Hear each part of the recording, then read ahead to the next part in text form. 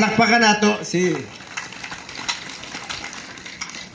Kibalo mo, kaning proyekto ha, gisugdan sa previous administration pagyod. Pero katong giduol sa yaha ni former Governor Philip Tan, ako giduulan niya mismo. Giduol niya nga, sir, unta mapadayon ng proyekto ha. Si President Duterte wala nagduha-duha. Kabalo ka, gisulti ni Governor Philip, pildi man ka dito sa Misamis Occidental. Kabalo ka unsay gisulti ni President Duterte atong panahon na akos Malacañang tapad mintulo. Ingon niya, maskin pildi ko, idayo na ang proyekto ha, kay makinabang diha ang Pilipino.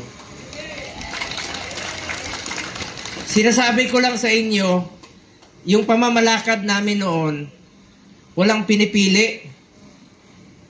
Luzon, Visayas, Mindanao, pantay-pantay, yun ang pinagbili niya noon. Muslim, Kristiyano, magkakapatid tayo, Pilipino tayo. Yan po ang parati nating tatandaan. Alam nyo, isang beses lang tayo dadaan sa mundong ito. Hindi na tayo babalik sa mundong ito. Kung ano yung pwede nating gawin ngayon, gawin na po natin. Dahil hindi na tayo babalik sa mundong ito. Ako, ganun talaga yung aking paniniwala sa aking pagsiservisyo.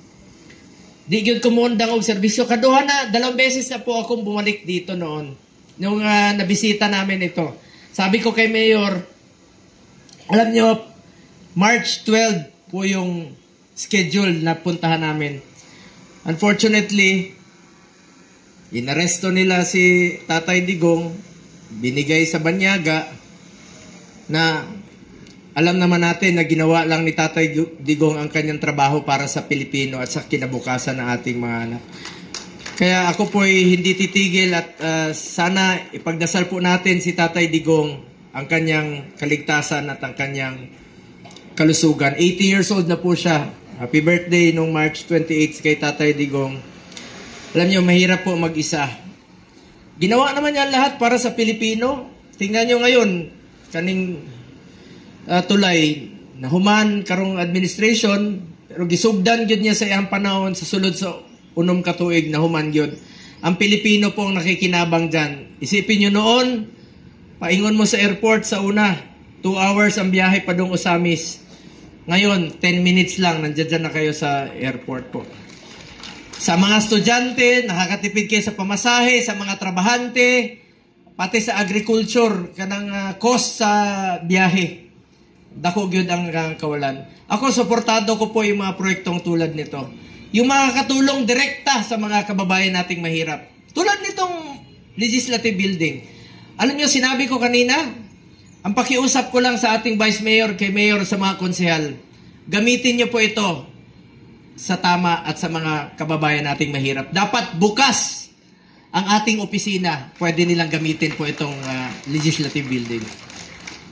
Salamat sa inyong tiwala. Ako naman, patuloy po ako magsiservisyo sa inyo sa abot ng aking makakaya. Lipay kayo kung makasuroy usab dere at asahan nyo bilang isang Mindanawan, kapwa Mindanawan, silingan ko ninyo.